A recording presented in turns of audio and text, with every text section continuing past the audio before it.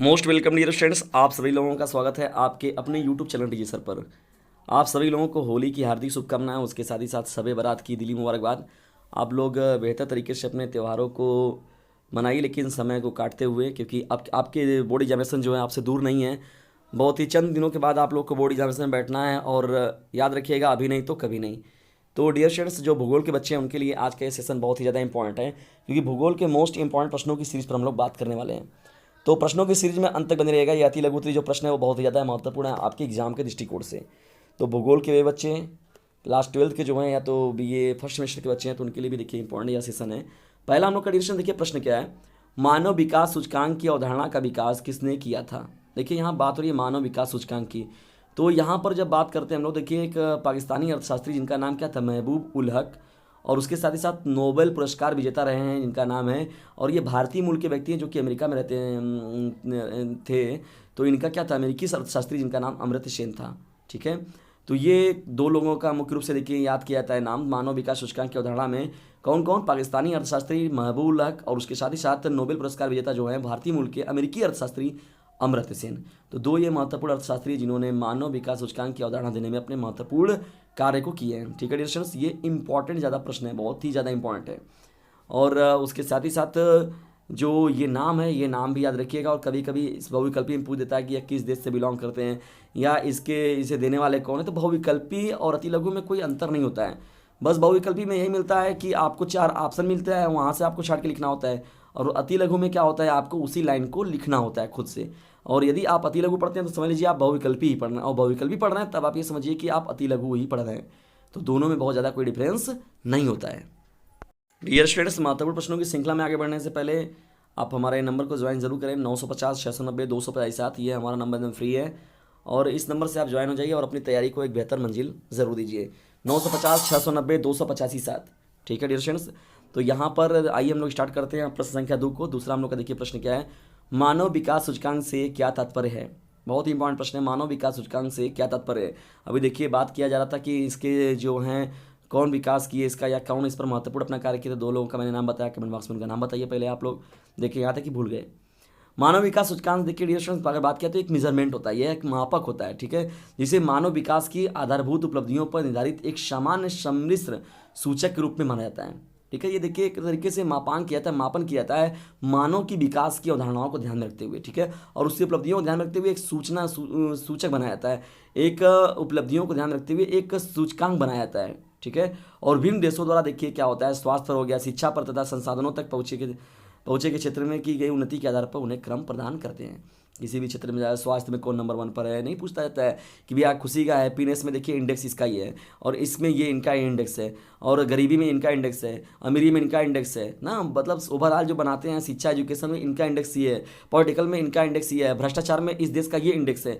तो इसके आधार पर जो होता है ये मानव विकास सूचकांक का ही कार्य होता है, वही इंडेक्स प्रदान करता है। ठीक है। ये पूरे जो पूरी भी वर्ल्ड होते हैं, जो भी 10 100 वर्ल्डों का, 200 125 वर्ल्डों का, 190 वर्ल्डों का, 140 वर्ल्डों का, तो ऑर्गेनाइजेशन करते नहीं कहते हम लोग कि भैया टॉप ये नॉर्वे किया पता चला, और 50वें नंबर पर ये देश आया हुआ है। तो ऐसे जितने भी पार्टिकुलर रहते हैं ड्यूरेशन प्रश्न, ये वो मानव विकास सूचकांक पर आधारित होते हैं। और जो आप कभी भी कम्पिटेटिव एग्जाम में आप बैठते हैं तो वहाँ पर मानव विकास सूचकांक का तो एक प्रश्न आपको जरूर मिलता है कि इस सूचकांक में भारत का क्या शीर्ष है। अगर भारत में आप तो या तो पहले नंबर पर कौन है, ये आपसे पूछता है। तो दोनों बहुत ही ज़्यादा इंपॉर्टेंट प्रश्न है। भारत का कौन किसी में सूचकांक में क्या रैंक है, और उसके साथ ही साथ पहले रैंक पर कौन है किसी भी सूचकांक में, मानव विकास के सूचकांक जितने भी जारी किए जाते हैं उनमें पहले नंबर पर कौन है। तो डियर स्टूडेंट्स, दूसरा जो प्रश्न है वो भी बहुत ही महत्वपूर्ण प्रश्नों में एक है।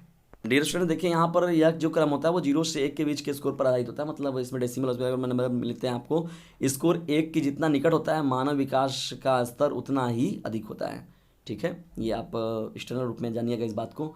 बढ़ते हैं हम लोग अब प्रश्न संख्या 3 की ओर। तीसरा देखिए हम लोग का प्रश्न क्या है, मानव विकास सूचकांक कौन जारी करता है। मानव विकास सूचकांक कौन जारी करता है, ये हम लोग का प्रश्न संख्या 3 है। डियर स्टूडेंट्स, बात हो रही है यहाँ पर मानव विकास सूचकांक की। देखिए इसको जारी करने का जो काम होता है संयुक्त राष्ट्र विकास कार्यक्रम। ठीक है।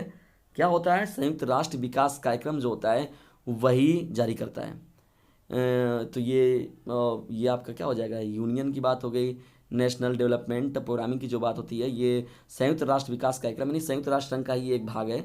इसी में ये आता है संयुक्त राष्ट्र विकास कार्यक्रम, तो उसी के अंतर्गत मानव विकास सूचकांक को जारी किया जाता है। ये डियर स्टूडेंट्स आपका प्रश्न संख्या 3 है और यह भी बहुत ही इंपॉर्टेंट प्रश्नों में एक है। चलिए डियर स्टूडेंट्स बढ़ते हैं हम लोग अब प्रश्न संख्या 4 की ओर। विश्व में चाय उत्पादक के 2 प्रमुख देशों के नाम बताइए। विश्व में चाय उत्पादक के 2 प्रमुख देशों के नाम बताइए। तो डियर स्टूडेंट्स इसमें याद रखिएगा, पहले नंबर पर आप लोग का भारत की बात ले लीजिए और दूसरे नंबर पर इंडोनेशिया। तो 2 ये प्रमुख देश हैं, और भी देश हैं, लेकिन यहाँ पर अति लघु में आप लोग को 2 कंट्री के बारे में पूछा हुआ है, तो आप 2 लोगों का नाम बता दीजिए। बढ़ते हैं हम लोग अब 5वें प्रश्न की ओर। 5वां देखिए हम लोग का प्रश्न क्या है, स्वामित्व के आधार पर उद्योगों का वर्गीकरण कीजिए। स्वामित्व के आधार पर उद्योगों का वर्गीकरण कीजिए, ये हम लोग का प्रश्न संख्या 5 है। स्वामित्व के आधार पर डिस्कशन देखिए, लोगों का वर्गीकरण देखिए, उद्योगों का जो वर्गीकरण वो निम्न रूप से है।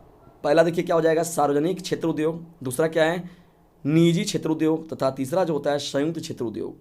देखिए सार्वजनिक क्षेत्र उद्योग का मतलब क्या होता है कि जिस पर मतलब सामूहिक रूप से सभी लोगों का अधिकार होता है, या तो एक तरीके से गवर्नमेंट की जितनी भी रहती है ना कि सार्वजनिक चीज़ें इसको आप नुकसान मत पहुँचाइए।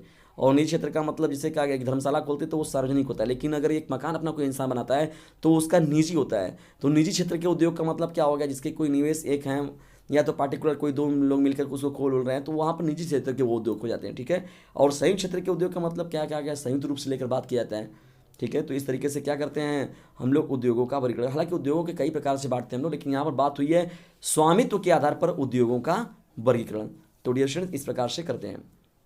ये रहा भूगोल के 5 महत्वपूर्ण अति लघु उत्तरीय प्रश्न, जिन्हें हम लोग बहुविकल्पी भी कह सकते हैं। तो प्रश्नों का यह सीरीज आपको कैसा लगा, इसके बारे में हमें कमेंट बॉक्स में जरूर बताएं। और साथ ही साथ नियमित रूप से अब आप लोग को क्लासेस मिलेंगे। थोड़ा था त्यौहार था इसलिए, लेकिन देखिए आप लोग को फिर भी क्लासेस आप लोग को मिले हैं त्यौहार के समय में भी।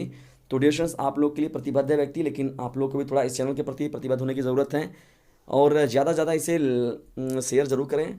यही आप लोगों से बस मुझे हेल्प चाहिए, एक ओनली शेयर माई वीडियोज़। देखिए जानते हैं ऑनलाइन प्लेटफॉर्म का देखिए सबसे बड़ा साधन जो होता है वो शेयरिंग होता ही है। तो sharing is the best way of learning. किसी को यदि आप अच्छी चीज़ें भेजते हैं तो वह भी आपको उसके रिटर्न में अच्छी चीज़ें ही देगा। तो ये नोट्स जो है और जो मैं ग्रुप बताता हूँ आप लोग को ज्वाइन करने का, डिस्क्रिप्शन बॉक्स में मतलब नंबर मिलेगा, तो मैं बता दे रहा हूँ 950 690 257। और ये पूरा पर्टिकुलर मैंने वीडियो में बता रखा है, वो ज़्यादातर वीडियो में देखेंगे आप लोग। तो वहाँ से आप नंबर को लीजिए, ठीक है। और आप ना जब ग्रुप को ज्वाइन कर लेते हैं तो उस ग्रुप में क्या होता है कि आपको PDF के रूप में ये सभी चीज़ें मिल जाती हैं। तो उससे आप लोग को ये हो सकता है कभी कभी एक आध को छूट जाता है, कभी नहीं, तो मैं नियमित रूप से उसमें पूरा PDF डाल देता हूँ। या जो बच्चे बोलते हैं कि सर हमें PDF नहीं मिला, तो मैं उन पर ज़रूर भेज देता हूँ। तो इसलिए PDF भी आप लोग को फ्री मिल जाएगा। और उसके साथ ही साथ आप लोग का जो नेट वाली बात है, नेट अगर नहीं भी है तो आप PDF के थ्रू कुछ KB खर्चा करके भी आप पढ़ सकते हैं। तो अब इससे सस्ता कैसे आप पढ़वा, इससे सस्ता। और जानते हैं इसमें क्या ऑनलाइन प्लेटफॉर्म पर सब लोग पढ़ सकता है, क्योंकि सभी के घर में कुछ रहे चाहे ना रहे, लेकिन एंड्रॉयड मोबाइल जो है वो हर लोगों के घर में है। सभी लोगों के पास जो है एंड्रॉयड मोबाइल का सेट ज़रूर है। तो इसलिए डियर स्टूडेंट्स इसे एक काम ज़रूर करें, इसे शेयर ज़रूर करें। मेरी हेल्प ग्रुप में आप लोगों को छोटा सा यही एक काम करना है कि ओनली शेयर माई वीडियोज़, ठीक है। और नियमित रूप से अब आप लोगों को क्लासेस ज़्यादा से ज़्यादा मैं कोशिश करूँगा कि मिले। उसके लिए आप लोगों को भी थोड़ा सा इस चैनल के प्रति जो वर्क करना है उसे ज़रूर करें, ठीक। तो मिलते हैं हम लोग। आप लोग अपने त्योहारों को मनाइए अच्छे से।